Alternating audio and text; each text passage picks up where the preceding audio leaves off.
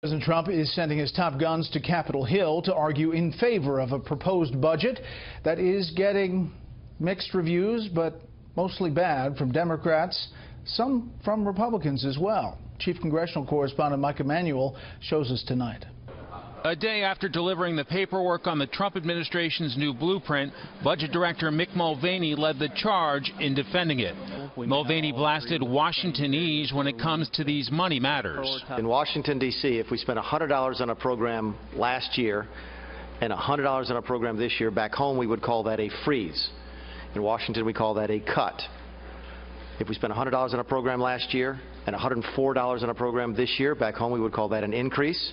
In Washington, D.C., we call that a cut. In fact, the Trump budget proposal for this year, 2017, was $4.062 trillion. The president and his team are calling for a spending increase of $32 billion for fiscal year 2018 to $4.094 trillion.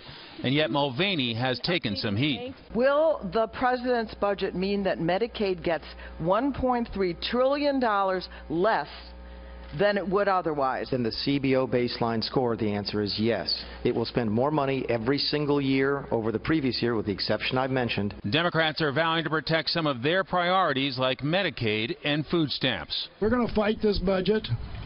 I don't think we're going to have to fight it too hard, because I don't think it's going to go anywhere. When challenged, Mulvaney pushed back, noting the growth in government spending is not sustainable. What about the standard of living for my grandchildren who aren't here yet, who will end up inheriting $30 trillion in debt, $50 trillion in debt, $100 trillion in debt? What about their debt? Who's going to pay the bill, Congressman? That's what this is all about. Also today, Secretary Betsy DeVos was on the hot seat about funding reductions at the Department of Education. The president's fiscal year 2018 budget would reduce overall funding for department programs by $9 billion, or 13%.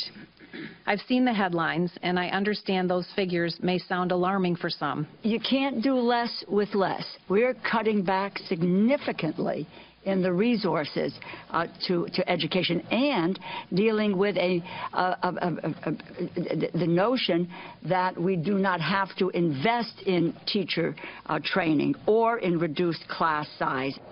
Adopting a budget is critical because it would be the vehicle allowing Republican leaders to pass tax reform with a simple majority in the Senate. And a number of top Republicans are expressing confidence about getting tax reform done by the end of the year. Brett? Mike Emanuel live on the Hill. Mike, thank you.